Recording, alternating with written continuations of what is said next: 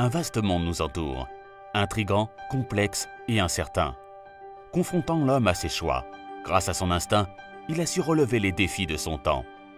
Un nouveau monde vous attend. Faites-en partie avec Active Trades.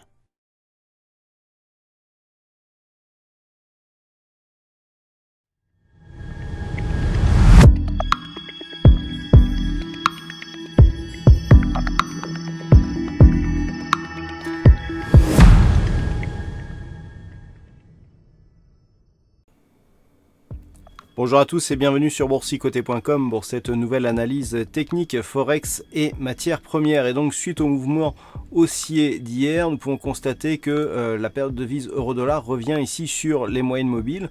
Donc on est toujours dans un mouvement haussier puisque la zone ici des 1.2335 après avoir été résistance ici sur cette phase a été cassée. On revient donc après un contact appuyé sur la bande de Bollinger supérieure sur les moyennes mobiles ici. Et pour l'instant il semblerait que les cours se stabilisent.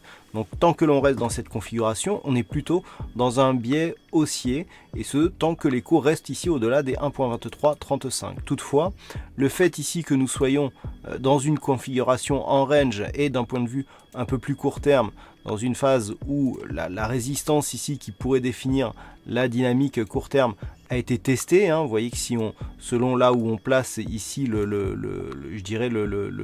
deuxième point haut, nous pouvons considérer effectivement que nous avons un test de cette résistance et que cela pourrait constituer un troisième point. Si nous prenons la zone de support oblique qui est équivalente, eh bien nous avons ce genre de choses et nous voyons que nous dirigeons ici vers la pointe de ce qui pourrait être un triangle. Donc on est vraiment dans une zone totale d'incertitude car on n'est pas encore sorti de cette dynamique baissière délimitée ici par cette zone de résistance, mais on est toujours au-dessus ici de ce support oblique. Donc pour l'instant, et tant que les cours restent au-delà des 1.2335, eh bien on reste dans un biais relativement neutre en attendant ici une cassure de cette configuration convergente.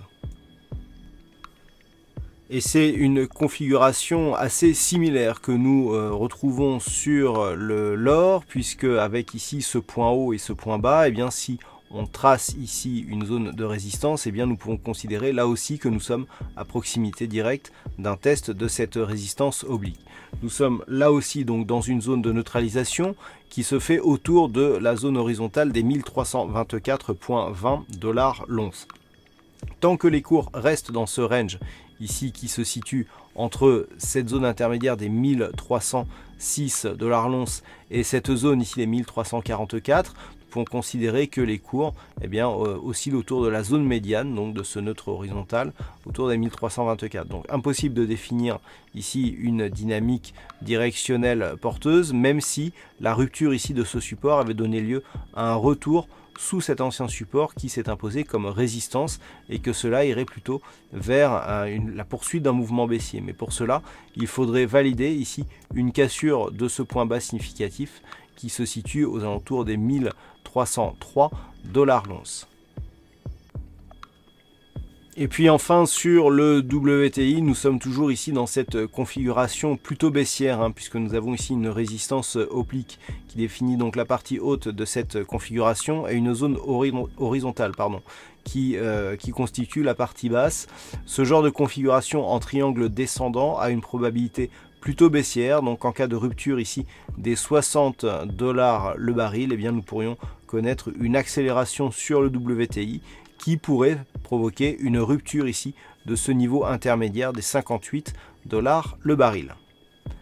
Voilà donc ce que nous pouvons dire sur cette analyse technique Forex et matières premières. Passez une bonne soirée, de bons trades et on se retrouve dès demain pour d'autres analyses techniques, toujours sur le site boursicoté.com.